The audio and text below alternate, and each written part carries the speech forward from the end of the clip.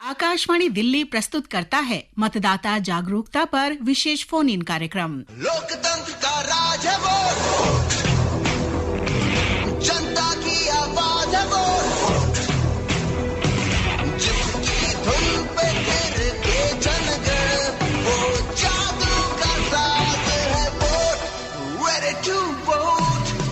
आप सभी श्रोता मित्रों को कमल किशोर बड़ाई का नमस्कार।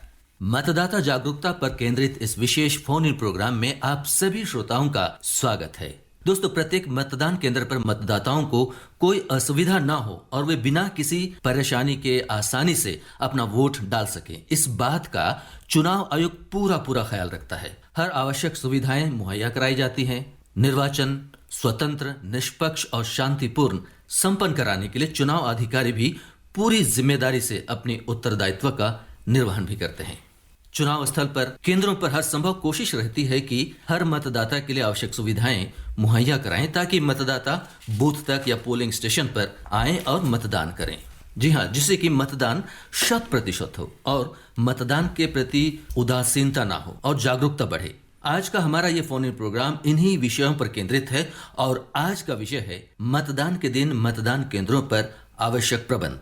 और इस विषय पर विस्तार से जानकारी देने के लिए हमारे स्टूडियो में हमने आज आमंत्रित किया है सेंट्रल दिल्ली के निर्वाचक पंजीकरण अधिकारी SDM करोल बाग श्री शक्ति बांगर जी को।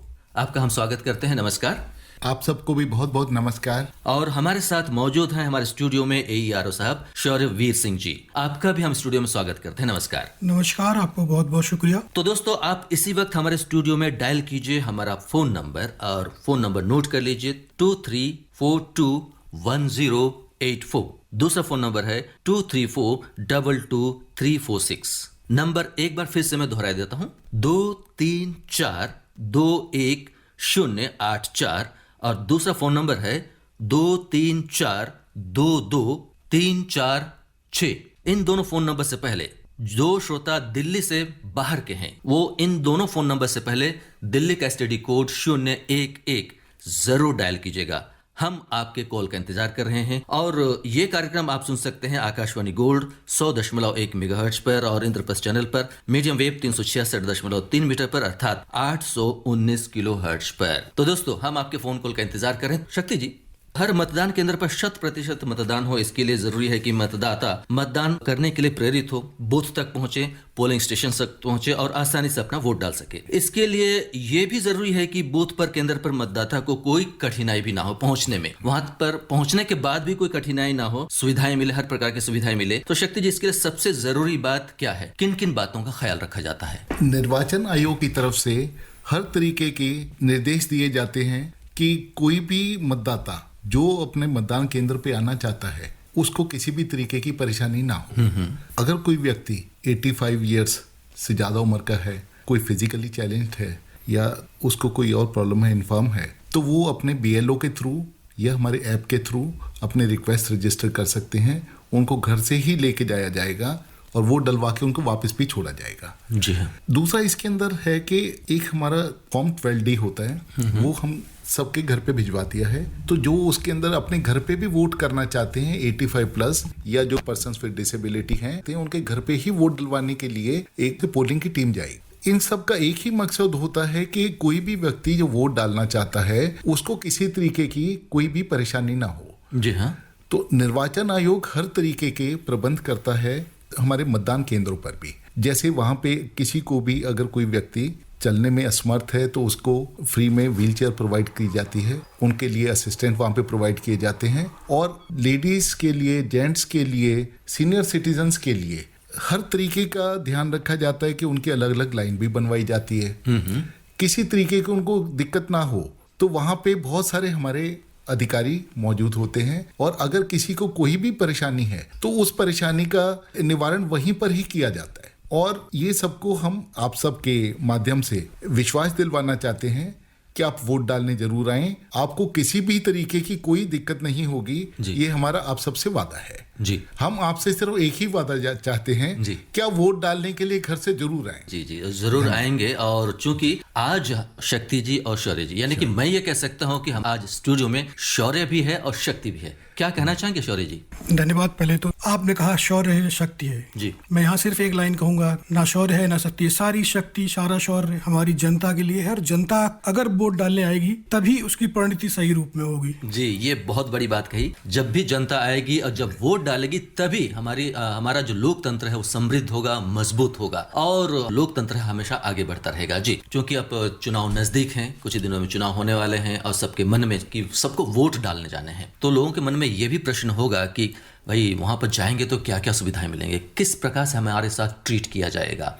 तो मतदान केंद्रों को वोटर्स फ्रेंडली बनाने के लिए क्या क्या उपाय किए जा रहे हैं? मतदान केंद्रों को वोटर फ्रेंडली बनाने के लिए और खासकर हमारे मतदाताओं को ये प्रतिशत बढ़े कि जब वो पार्टिसिपेट करें आए, उसके लिए इलेक्शन कमीशन ने कुछ ऐसी एश्योर्ड मिनिमम फैसिलिटीज बनाई हैं जो हर मतदान केंद्र पे होती है। जैसे कि हर पोलिंग स्टेशन ग्राउंड फ्लोर पे होना चाहिए, पहली कंडीशन ये होती है। जी हाँ। कोई भी पोलिंग स्टेशन कभी भी फर्स्ट फ्लोर है उस पर नहीं होगा, सिर्फ ग्राउंड फ्लोर पे रखा जाएगा। जी। उसके अलावा वहाँ पे प्रोविजन ऑफ रैंप होगा, जिससे अगर कोई भी आदमी इस तरह का है जो चढ़ नहीं सकता, उसको व्हील चेयर से जाना है तो उसके लिए रैंप का प्रोविजन होगा। वहाँ टॉयलेट के प्रोविजन होंगे, ड्रिंकिंग वाटर का प्रोविजन होगा। इसके अलावा वहाँ वेटिंग एरिया में सीट्स का इंतजाम होगा, वहाँ पे प्रॉपर साइनेज होगी, साथ में हमारे वोटर असिस्टेंस बूथ लगे होंगे जिसमें हमारे बीएलओज बैठे होंगे। अच्छा, बीएलओज भी वहाँ पे बैठे होते हैं। जी। इसके अलावा हर मतदान केंद्र पर हम लोग कुछ वॉलंटियर्स भी रखते हैं, जो किसी इस तरीके की, जैसे अभी सर ने बताया था कि अगर कोई 85 प्लस ईयर का हमारा वोटर आता है या कोई हमारा पीडब्ल्यूडी वोटर आता है तो उसको सहायता देने के लिए उसको बाकायदा व्हील चेयर पे बिठा के मतदान करा के छोड़ने के लिए, लाने के लिए सारा काम वॉलंटरी भी वहाँ पे हमारे अवेलेबल रहते हैं। जी। सभी क्या सुविधाएं ये फ्री ऑफ कॉस्ट हैं? इसके लिए कुछ चार्जेस देने पड़ते हैं? कोई चार्जेस नहीं, कोई फॉर्मेलिटीज निभानी पड़ेंगी? फॉर्मेलिटीज होती हैं जैसे कि सर ने अभी आपको बताया था कि 85 प्लस और पीडब्ल्यूडी के लिए हम लोग स्पेशल पिक एंड ड्रॉप करते हैं।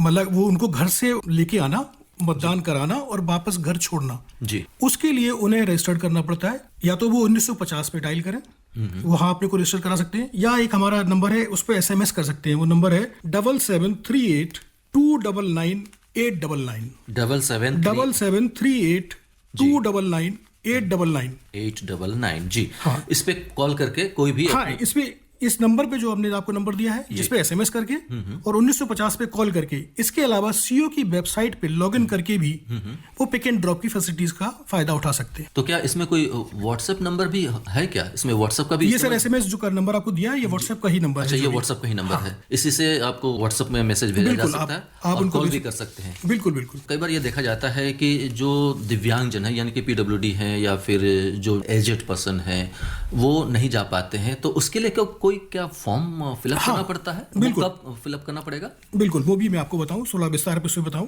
अभी सर ने इस पे जिक्र किया था। हम बातचीत करेंगे, उससे पहले कि हम अपने एक श्रोता से बातचीत कर लेते हैं, उनकी क्या समस्या है, क्या जानना चाहते हैं, उनसे हम बातचीत करते हैं। हेलो, नमस्कार कमल जी। नमस्कार। विशेषज्ञ जी, नमस्कार जी। आपका शुभ नाम? राजेंद्र बोल रहा हूँ कमल। राजेंद्र जी, कहाँ से बोल रहे हैं आप? ये हरियाणा हिसार से।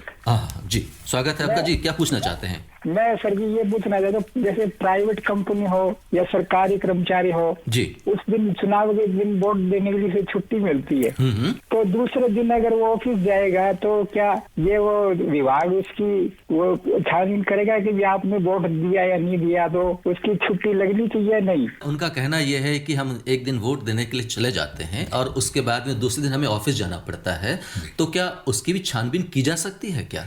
राजेंद्र जी, आपसे हम ये कहना चाहेंगे कि जब आपने छुट्टी चुनाव के लिए ली है तो आपकी छानबीन हो या ना हो, आप वोट जरूर डाल के आए। जब आप वोट डाल के आएंगे तो आपकी उंगली के ऊपर स्याही का निशान देख के वो अपने आप ही जान जाएंगे कि आपने वोट डाला, छानबीन की जरूरत ही नहीं रहेगी। जी, और ये जो उंगली पे जो निशान है वो निशान मिटता नहीं है।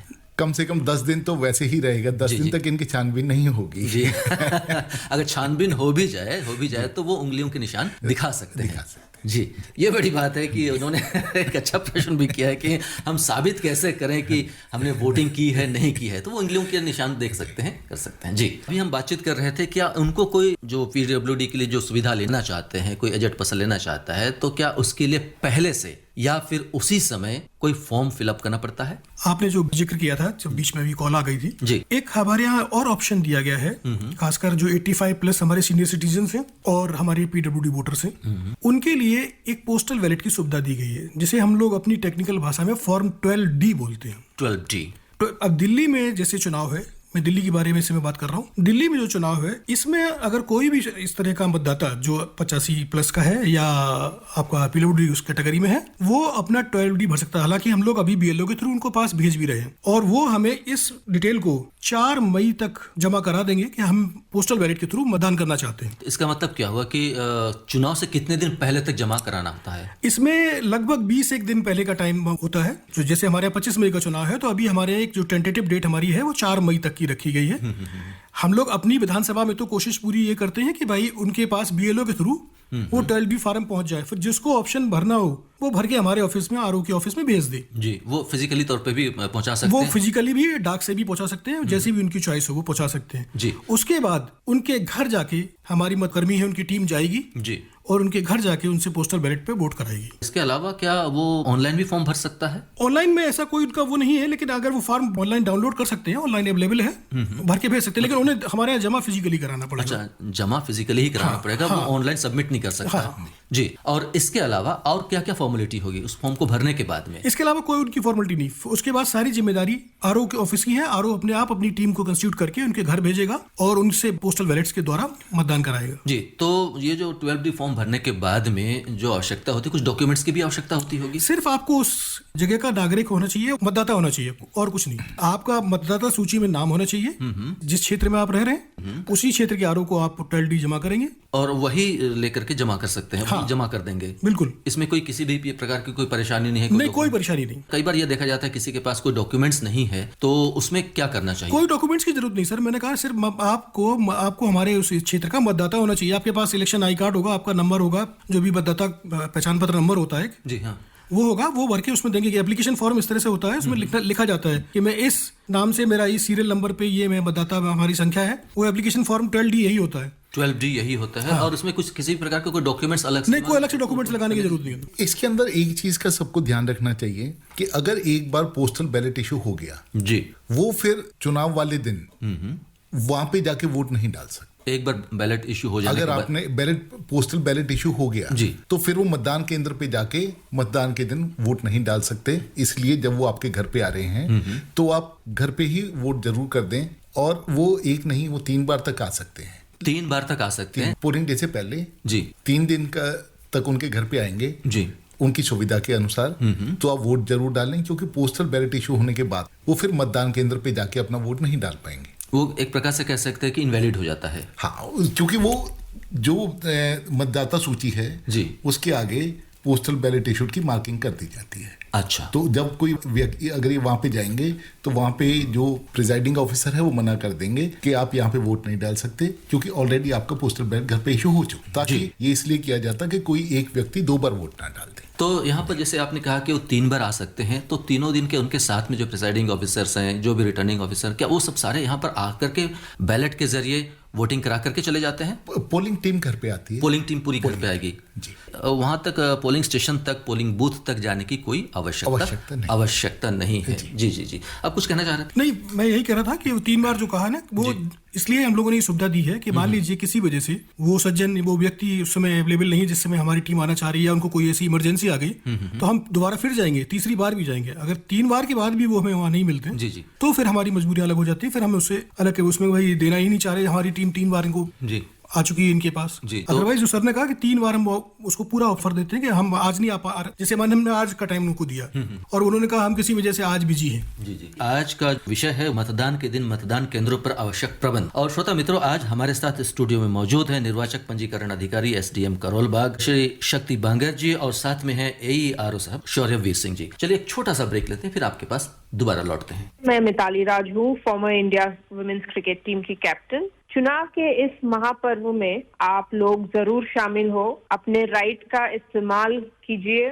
IPL का सीजन है तो क्रिकेट देखिए, एंजॉय कीजिए, लेकिन वोट जरूर कीजिए। हम वोट देने जाएंगे देश के लिए। सुन रहे हैं मतदाता जागरूकता पर विशेष फोन इन कार्यक्रम। जी हाँ, और ये मतदाता जागरूकता पर केंद्रित ये विशेष फोन इन प्रोग्राम, और आज का जो विषय है वो है मतदान के दिन मतदान केंद्रों पर आवश्यक प्रबंध। इस विषय पर हमने आज आमंत्रित किया है निर्वाचक पंजीकरण अधिकारी SDM करोलबाग श्री शक्ति बांगर जी को, और साथ में है AERO शौर्यवीर सिंह जी को। और आज हमारे साथ बातचीत करने के लिए डायल कीजिए हमारा फोन नंबर 234-21084 और दूसरा फोन नंबर है 234-22346, और इन दोनों फोन नंबर से पहले दिल्ली का STD कोड 011 जरूर डायल कीजिएगा। और इसी नंबर पर हमारे पास एक कॉल आ चुका है, उनसे बातचीत करते हैं, वो क्या पूछना चाहते हैं जानकारी लेते हैं। जी हेलो सर, नमस्कार। नमस्कार, आपका शुभ नाम? मैं गुरुनाथ बोल रहा हूँ। जी, कहाँ से बोल रहे हैं आप? मैं ठाणे महाराष्ट्र से बोल रहा हूँ सर। जी, क्या पूछना चाहते हैं आप?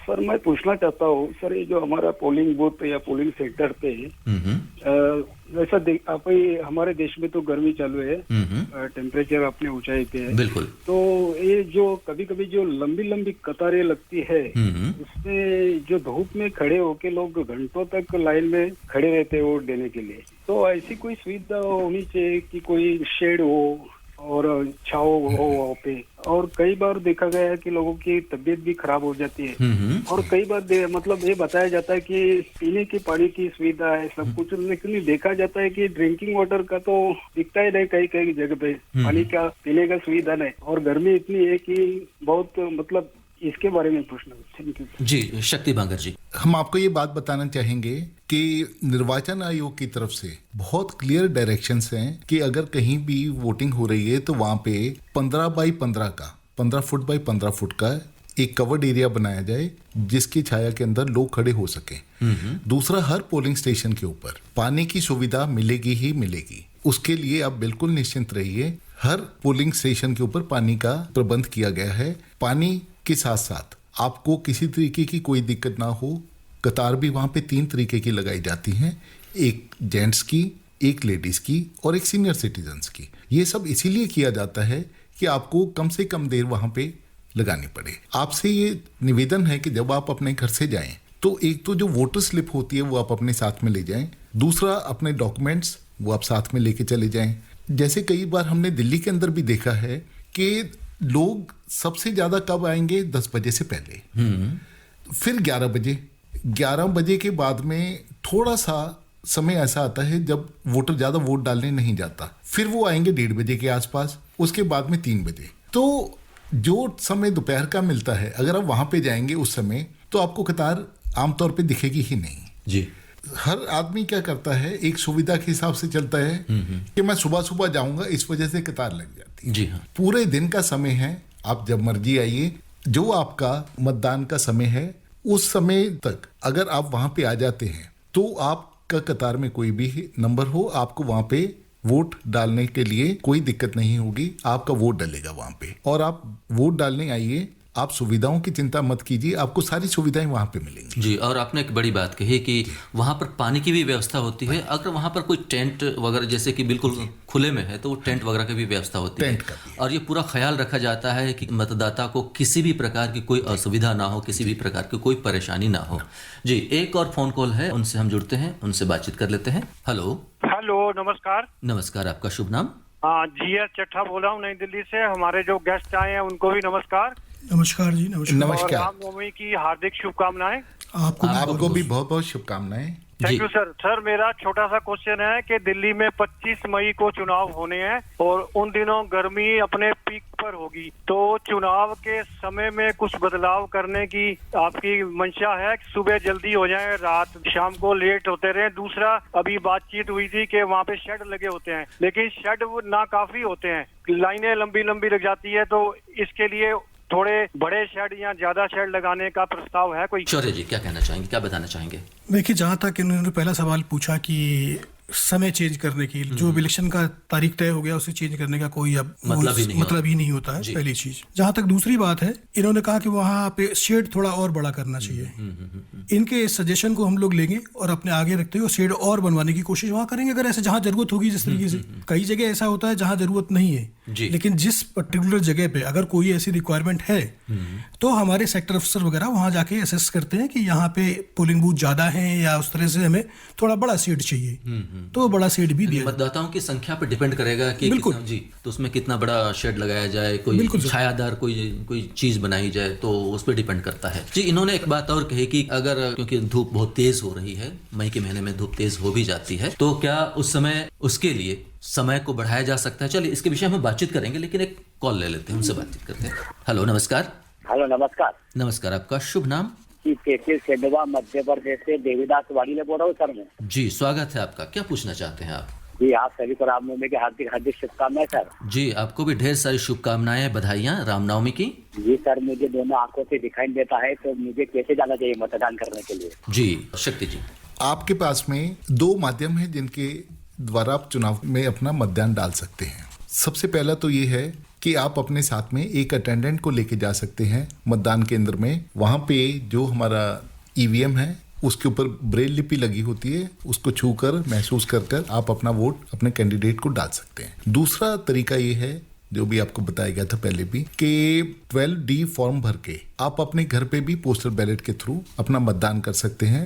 ये सब सुविधाएं इसलिए दी जाती हैं कि कोई भी मतदाता अपना मत डालने से वंचित ना हो और हमारी चुनाव की जो परसेंटेज है वो ज्यादा से ज्यादा रहे। तो आप इन दोनों में से कोई भी सुविधा लेकर अपना मतदान जरूर कीजिएगा। जी, शौर्य जी, जैसे कि शक्ति जी अभी बता रहे हैं कि उनके पास बैलेट पेपर आ जाएगा, घर तक ही आ सकता है, लेकिन अगर वहाँ तक कोई जाना चाहता है, कोई दृष्टि विहीन है, दृष्टि बाधित है, वहाँ पर जाकर के अपना वोट डालना चाहता है, तो वहाँ पर इनको क्या क्या सुविधा मिल सकती है? देखिए, अगर वो वहाँ मतदाता केंद्र पे जाना चाहते हैं जी, तो उनके लिए 2 ऑप्शन है जो मैंने शुरू में भी बताया था कि वो हमारी पिक एंड ड्रॉप फैसिलिटी का फायदा भी उठा सकते हैं जो हम उन्हें देते हैं। इसके अलावा वो वहाँ पे, जैसे साहब ने भी हमारे बताया कि जो हमारा बैलेट यूनिट होता है उस पे ब्रेल का स्टिकर लगा हुआ होता है, जिससे वो देख के सारी चीजें कर सकते हैं। साथ में उनको जो खासकर दृष्टिबाधित लोग हैं उनके लिए कंपेनियन ले जाने की भी सुविधा होती है, जैसे शक्ति जी ने अभी जैसे बताया। जी, तो वहां जाने के बाद में जो ब्रेल का स्टिकर होता है और वो ईवीएम में भी होगा? बिल्कुल, वो बैलेट यूनिट पे जहां आप वोट डालते हैं उस पे पूरे साइड में लगा होता है, जिसपे पूरी ब्रेल में पूरी डिटेल लिखी होती है, कैंडिडेट्स, उसका सिंबल, सारी चीजें उसमें लिखी होती है।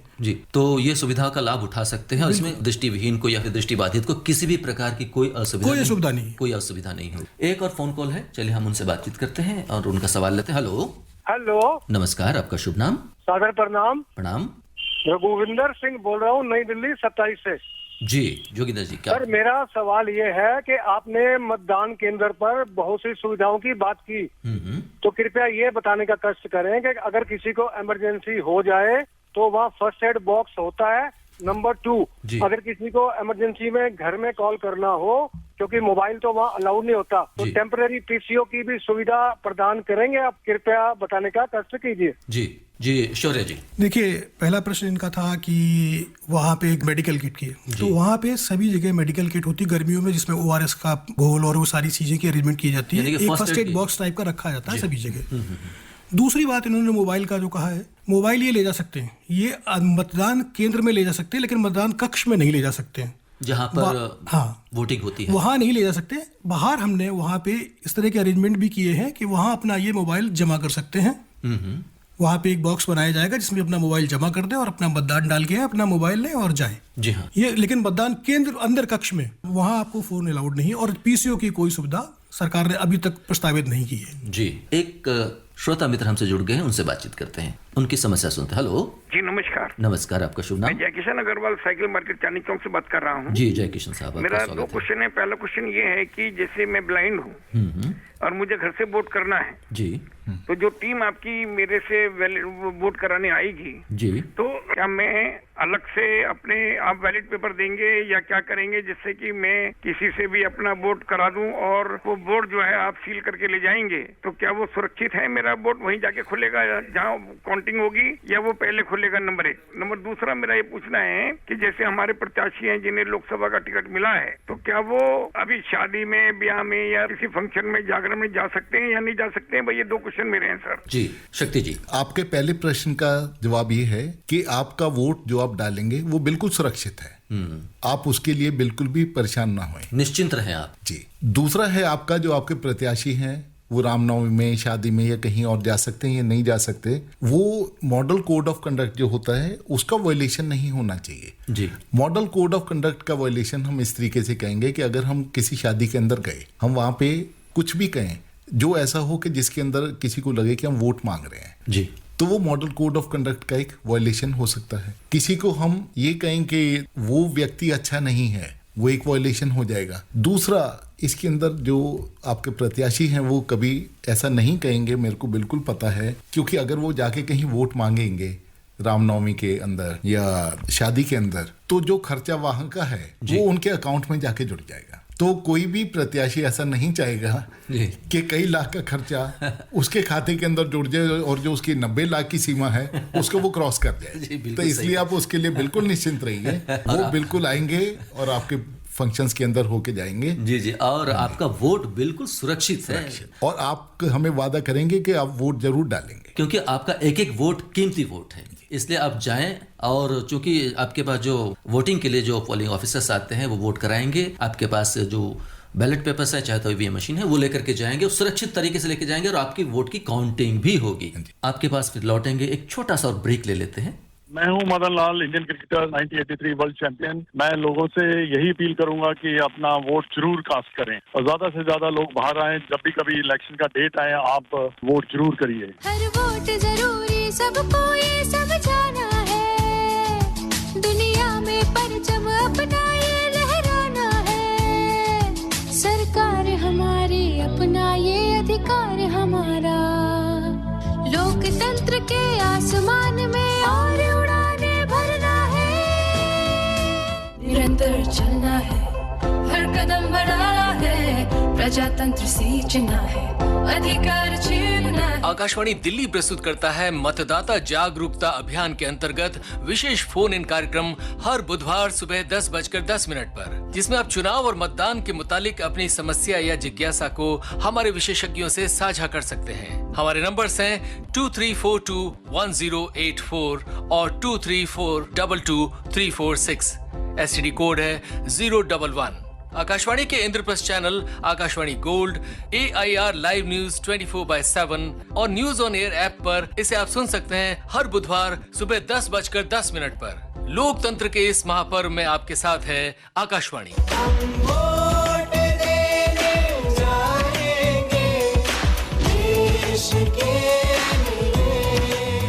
मैं हूं निखिल चोपड़ा और आप सबसे तहे दिल से विनती है कि आप जाइए और जो आपका एक बहुत महत्वपूर्ण राइट है, वोट ज़रूर कीजिए। आप वोट करेंगे, जितने ज़्यादा लोग घर परिवार, अगर किसी को कोई दिक्कतें भी हैं, लेकिन एक वो दिन आपको जब वोटिंग का जो मतदान करना है उसको छोड़िएगा नहीं।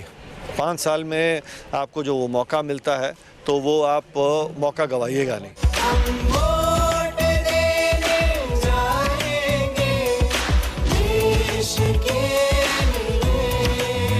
जी हाँ दोस्तों, वापस आ चुके हैं और आज का जो विषय है वो है मतदान के दिन मतदान केंद्रों पर आवश्यक प्रबंध।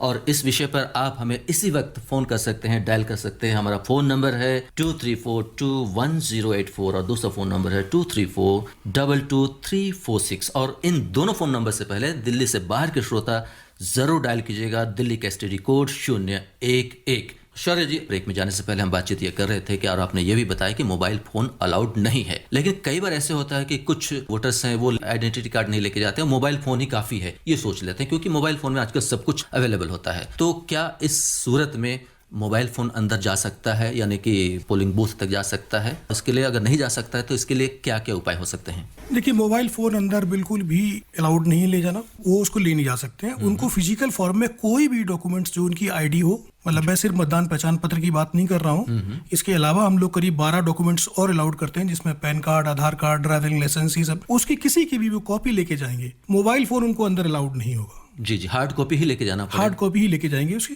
जी, कोई फोटोकॉपी भी लेके जाता है तो क्या वो अलाउड है, वो वैलिड है? फोटोकॉपी वैलिड नहीं है। फोटोकॉपी वैलिड नहीं है? नहीं, वो ओरिजिनल ही दिखाना पड़ेगा। क्योंकि जो डॉक्यूमेंट वो लेके जाते हैं वो हमारे वहाँ रजिस्टर में एंट्री किया जाता है कि इसने किस डॉक्यूमेंट के आधार पे अपना वोट कास्ट किया है। कुछ श्रोता मित्र जुड़ रहे हैं, जल्दी जल्दी जुड़ रहे हैं, सवाल पूछना चाहते हैं, जानकारियां लेना चाहते हैं। हेलो हेलो हेलो जी, नमस्कार, आपका शुभ नाम? मेरा नाम वीरेंद्र है, मैं दिल्ली से बोल रहा हूँ। जी वीरेंद्र जी, स्वागत है आपका। मेरे यहाँ सर, मेरा सवाल ये है कि मेरे यहाँ कुछ लोग काम करते हैं, जैसे बिहार से या उत्तर प्रदेश से काम करते हैं, वो यानी कि बाहर से आए हुए हैं। बाहर से आए हुए हैं सर। तो एक दिन के लिए कई बार पॉसिबल नहीं हो पाता है कि एक दिन के लिए जाके वोट दे के आ जाएं, कई कारण होते हैं उसमें। तो उस स्थिति में कैसे वो वोट डाल सकते हैं सर? जी शक्ति जी। वीरेंद्र जी, उनको वोट डालने के लिए वहीं पर ही जाना पड़ेगा जहां पर उनका वोटिंग है, जहां पे उनका वोट दर्ज हुआ पड़ा है, जहां के वो मतदाता सूची के अंदर मतदाता है, वहां पे उनको जाना पड़ेगा। और अगर वहां पर नहीं जाते हैं तो इसके लिए क्या व्यवस्था करनी चाहिए? यानी कि अगर वोट डालनी है तो कितने दिन पहले इनको नाम चेंज कराना है, जगह चेंज करानी है, उसके लिए क्या प्रक्रिया होगी? अगर एक व्यक्ति आपके पास में काफी समय से इधर है तो बेहतर ये होगा कि वो दिल्ली के अंदर ही अपना वोट बनवा ले, क्योंकि जो व्यक्ति जहां पे नहीं रहता वहां पे उसका अगर वोट बना हुआ है वो भी गलत है, क्योंकि इसके अंदर ये देखा जाता है कि आमतौर पे आदमी कहाँ का निवासी है तो वहीं पे उसका वोट होना चाहिए। तो बेहतर ये होगा कि वो यहीं पे अपना वोट बनवाएं, वहां से अपना नाम कटवाएं और यहाँ पे जब भी मतदान हो उसके अंदर अपना वोट डालकर पूरा उसके अंदर अपना मतदान के अधिकार का वो एक्सरसाइज करेंगे उसकी। AERO साहब और कुछ जानकारी देना चाहेंगे इसके विषय में? सर ने एक जवाब दे दिया उस पे कि वो उनके लिए ऐसी कोई सुविधा नहीं है, क्योंकि वो जब यहाँ रह रहे हैं, एक मतदाता के लिए सबसे आवश्यक चीज होती है कि उस जगह का ऑर्डिनरी रेजिडेंट, साधारण निवासी होना चाहिए। जब वो निवासी आज दिल्ली के हैं, यहाँ दिल्ली में जॉब कर रहे हैं जी, उनको अपना मतदाता पहचान पत्र यहाँ ट्रांसफर कराना चाहिए। आजकल उसकी भी सुविधा है। तो श्रोता मित्रों, चुनाव आयोग द्वारा मतदान के दिन मतदान केंद्र पर मतदाताओं की सुविधाओं का पूरा ख्याल रखा जाता है, जिससे कि मतदाता आसानी से अपना वोट डाल सके। मतदान केंद्र पर पीने का पानी, छाया के लिए टेंट की व्यवस्था, फर्स्ट एड बॉक्स, दिव्यांगों के लिए रैंप और व्हीलचेयर की व्यवस्था, दृष्टिविहीन या दृष्टिबाधित व्यक्तियों के लिए ब्रेल स्टिकर वाली मशीन जैसी कई सुविधाएं दी जाती हैं। आप वोट देने जरूर जाएं। आपका हर एक वोट कीमती है, जिससे हमारा लोकतंत्र मजबूत होता है, समृद्ध होता है। हमारे विशेषज्ञ जिला निर्वाचक पंजीकरण अधिकारी SDM सेंट्रल दिल्ली शक्ति बांगर जी और AERO शौर्यवीर सिंह जी, आप दोनों का बहुत बहुत धन्यवाद कि आप हमारे स्टूडियो में आए और मतदान केंद्र पर दी जाने वाली सुविधाओं के बारे में इतनी सारी जानकारियां दी और सवालों का जवाब भी दिया। आप दोनों का बहुत बहुत धन्यवाद। अब अपने दोस्त कमल किशोर के साथ कार्यक्रम के प्रस्तुतकर्ता महेंद्र सिंह लालस को दीजिए इजाजत। नमस्कार। लोकतंत्र का राज है वोट।